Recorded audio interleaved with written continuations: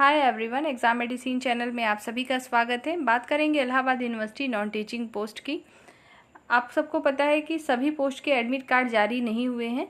अभी कुछ जो है परीक्षा तिथि नहीं आई हुई है। तो ऐसे पोस्ट जिनकी जो है परीक्षा तिथि नहीं आई है, कब तक आने की संभावना है, उस पर बात करेंगे। और इसमें कौन कौन से पोस्ट हैं जिनकी अभी परीक्षा तिथि नहीं आई है। और आप लोग लगातार पूछ रहे हैं कि जब परीक्षा तिथि मेरी नहीं आई है तो मैं क्या पढूं और कहाँ से पढूं, और आपकी ये भी क्वेरी है कि क्या मेरा लिखित परीक्षा होगा या नहीं होगा, स्किल टेस्ट की तैयारी करूं कि लिखित परीक्षा की तैयारी करूं।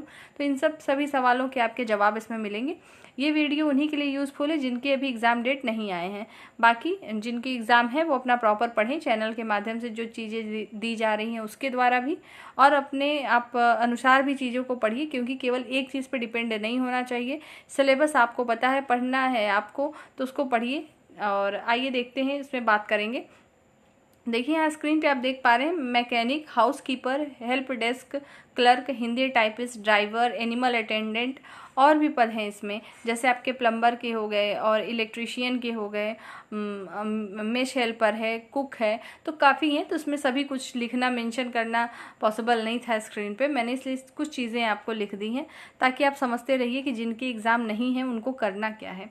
देखिए इसमें कुछ पोस्ट हैं जो कि एमटीएस के थ्रू फिल हुए हैं, और वो जो है आपके जो एमटीएस के थ्रू फिल हुए हैं वो स्पेशल पोस्ट में आएंगे। और स्पेशल पोस्ट में कौन कौन से पद हैं उसको मैंने अलग से वीडियो बनाई है और बताया भी है।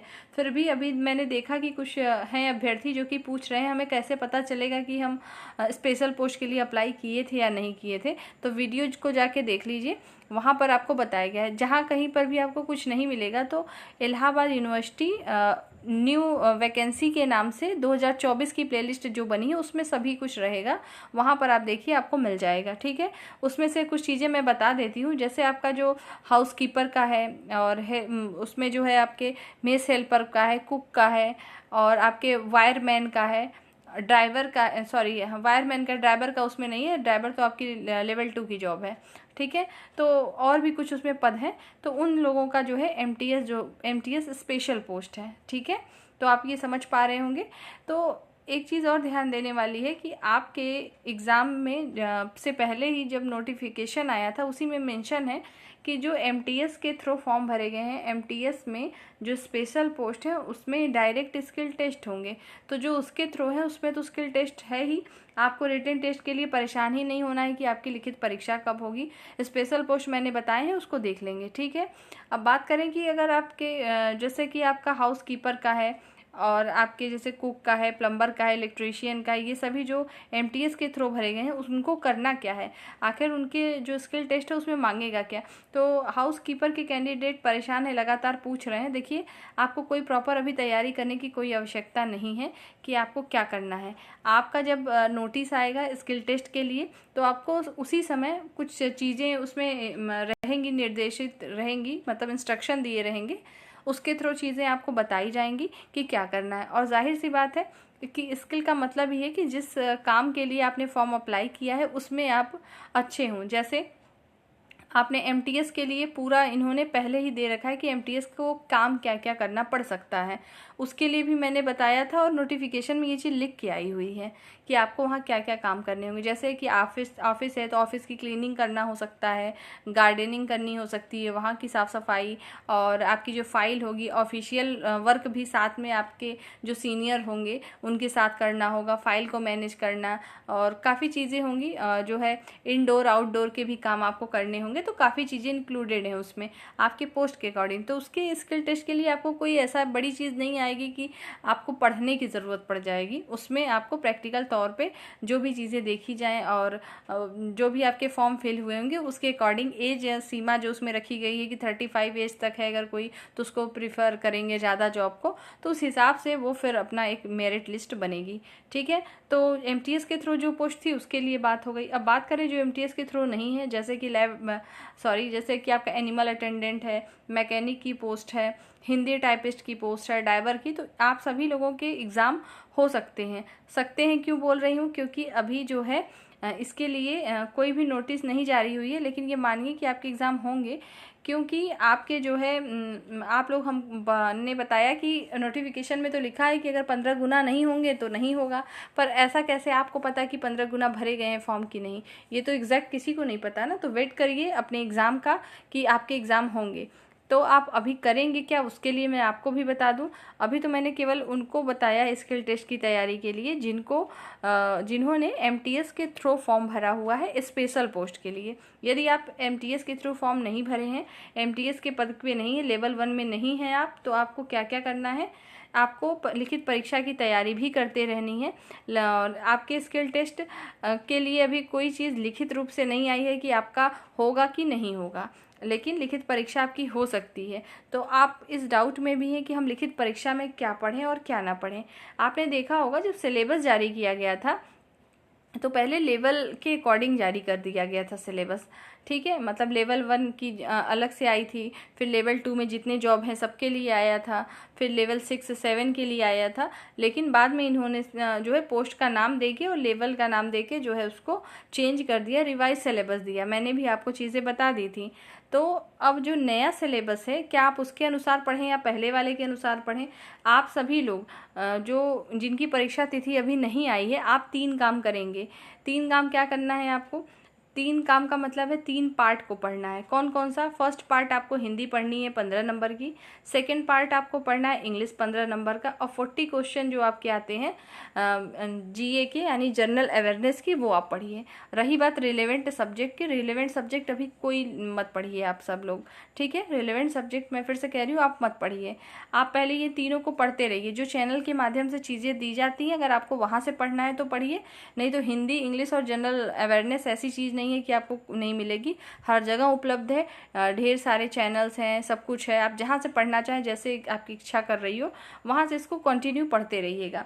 आप पढ़ेंगे तो क्या फ़ायदा होगा? अगर आपके एग्ज़ाम होंगे तो आपको तो इसमें बेनिफिट मिलेगा ही, बाकी अन्य एग्ज़ाम होंगे तो ये कॉमन सिलेबस है आपका, कौन कौन सा? हिंदी, इंग्लिश और जीए का। तो ये आपको हर जगह काम आएगा, आपका कोई नुकसान नहीं होगा। आपको ये चीज़ क्लियर इसलिए अभी बताई जा रही है कि आप जो परेशान है लगातार कि मेरा एग्ज़ाम डेट कब आएगा, नहीं आएगा, अगर एग्ज़ाम डेट जैसे ही आएगा आपको चैनल के माध्यम से सूचित करेंगे हम। आप लोग इलाहाबाद यूनिवर्सिटी की मेन ऑफिशियल साइट को खुद से भी चेक करिएगा, आपको हो सकता है वहाँ पहले ही मिल जाए, मेरे न्यूज़ देने से पहले आप वहाँ से देख लें, या तो आपको मेल मैसेज कुछ भी जा सकता है, ठीक है। तो सभी लोग इंतज़ार करें अपने एग्ज़ाम का, जैसे ही कुछ आएगी डेट आपके स्किल टेस्ट से रिलेटेड या कुछ भी, तो आपको इन्फॉर्मेशन मिलेगी। तो जिनके एग्ज़ाम है अभी वो तो अपनी तैयारी कर ही रहे हैं, बाकी जिनके पद के नहीं आए हैं उसके लिए है ये सब। दूसरी बात ये है कि बात कर लेते हैं हम ग्रुप बी की। ग्रुप बी में और ग्रुप सी में भी ये डेटा एंट्री ऑपरेटर है, तो आप सभी लोगों के भी अभी नहीं आए हैं। तो देखिए, जिनको ये बात पता है कि मेरा स्किल टेस्ट होना है, जैसे अब data entry operator, computer operator, Hindi typist, तो आप लोग की स्किल हिंदी टाइपिस्ट का मतलब ये भाई आपको तो टाइपिंग तो करनी ही करनी पड़ेगी ना। अगर रिटन टेस्ट हुआ तो अच्छी बात है, नहीं हुआ तो डायरेक्ट आपको टाइपिंग करनी पड़ेगी। प्रीवियस ईयर में हिंदी टाइपिस्ट की जो है रिटन एग्ज़ाम कंडक्ट नहीं हुए थे, ठीक है। पिछली बार और अब में बहुत अंतर है। अभी होगा कि नहीं होगा ये तो चूँकि इसमें मैंने शुरू में बताया था जिसमें 1 या 2 पोस्ट है, उसके लिए थोड़ा डाउट है अभी कि आपके रिटन एग्ज़ाम होंगे कि डायरेक्ट आपका जो है स्किल टेस्ट लिया जाएगा, ठीक है। अगर स्किल टेस्ट होगा तो आपके लिए ही तो अच्छा, आपको रिटन टेस्ट नहीं देना है। हिंदी टाइपिंग आपको वहाँ पे करनी है, सब कुछ इंस्ट्रक्शन लिखा ही है कि किस तरीके से आपको करना है। मैंने भी आपको चीज़ें बताई हैं, तो वहाँ से आप करिएगा, ठीक है। और रही बात अब मैकेनिक की बात करूँ और ड्राइवर की, आप सभी लोग जो मैंने बताया आपको उस तरीके से पढ़ना है। तीनों पार्ट को पढ़ते रहिए। रिलेवेंट सब्जेक्ट को अभी आप जाने दीजिए, क्योंकि रिलेवेंट सब्जेक्ट की जैसे ही बात आएगी आप लोग कन्फ्यूज़न में आ जाएंगे, और बाई चांस आपने रिलेवेंट सब्जेक्ट कुछ पढ़ भी लिया और फिर आपको आगे काम ना आए तो कोई मतलब नहीं है। इस वजह से ये 3 सेगमेंट है जो उसको पढ़ेंगे आप, ठीक है। तो ये आपके लिए उचित होगा। आप लोग चूँकि इसके लिए लगातार बोल रहे थे कि आपके लिए भी एक वीडियो ले आई जाए इससे संबंधित, तो मैंने आपको बता दिया। और एक बात और, ग्रुप बी के और भी जो पोस्ट हैं आपके, आप लोग परेशान ना हो। ग्रुप बी के तो सभी के एग्ज़ाम होंगे। जो ग्रुप बी है, ग्रुप बी में सभी का रिटन टेस्ट होगा, लेकिन ग्रुप सी में कुछ पदों के लिए है कि रिटन टेस्ट नहीं भी हो सकता है। जिस पे नहीं हो सकता, क्या संदेह है, मैंने आपको बता भी दिया। तो आपका अब ये क्लियर होगा कि आपको लिखित परीक्षा की तैयारी करनी है कि स्किल टेस्ट। ऐसे पोस्ट जिसमें स्किल टेस्ट होना मस्ट है, जैसे कि आपका कंप्यूटर से रिलेटेड है, जैसे कि आपका हिंदी टाइपिस्ट है, data entry operator, computer operator. तो आप सभी लोग जो है अपने टाइपिंग को, स्किल को, जो कंप्यूटर के आपके ऑफिस पैकेज हैं, एमएस ऑफिस और एक्सेल, पावर पॉइंट, एक्सेस, इन सब को भी देखते चलेंगे। जो हेल्प डेस्क क्लर्क है, आपको भी कंप्यूटर एप्लीकेशन की नॉलेज होनी चाहिए, इसलिए आप लोग भी अपने जो है थोड़ा सा कंप्यूटर सीखते रहें। अगर ना आता हो तो कम से कम इतनी चीज़ें आती रहें आपको, ठीक है। तो ये सारी चीज़ें आप सभी को करनी है। तो इस वीडियो में मैंने पूरा कोशिश किया कि आपकी जो समस्या है वो दूर हो जाए और आप लोग परेशान ना हो। और एक बात और है कि आप लोग जो एडमिट कार्ड डाउनलोड कर रहे हैं, अगर जितने भी चीज़ें मैंने बताई, जितने पोस्ट का नाम लिया और जो एक दो आपके छूट भी गए होंगे, आप लोग एडमिट कार्ड डाउनलोड कर रहे हैं तो हो इसीलिए नहीं रहा है क्योंकि आपके तो एग्ज़ाम ही नहीं है। भले ही आपने एमटीएस पोस्ट के लिए अप्लाई किया था, लेकिन आपका एग्ज़ाम नहीं है, ठीक है, इस वजह से डाउनलोड नहीं हो रहे हैं। बाकी और भी कुछ जो भी समस्या थी मैंने आपको बता दिया है कि एडमिट कार्ड डाउनलोड ना होने का क्या क्या रीज़न है, वो पहले भी वीडियो में बताया गया है। तो बाकी प्रॉपर तरीके से अपनी पढ़ाई करिए। अभी पढ़ेंगे इसके लिए तो काम आएगा ही, बाकी तीनों सेगमेंट पढ़िए, हिंदी, इंग्लिश और जनरल अवेयरनेस, ठीक है। नेक्स्ट एग्ज़ाम जो भी है आपका, चाहे उत्तर प्रदेश पुलिस का है, जूनियर ऑफिस असिस्टेंट आपके यूपीटीपीएससी में होना है, तो लगातार कंटिन्यू ये जो 6 महीने आपके हैं, जुलाई से अगर काउंट करूँ दिसंबर तक, तो काफ़ी परीक्षा है सामने, तो कहीं ना कहीं आपको बेनिफिट ही वहाँ से मिलने वाला है। तो यही सारी चीज़ें आपको बतानी थी। नेक्स्ट वीडियो में नई टॉपिक के साथ हम फिर मिलेंगे। जय हिंद।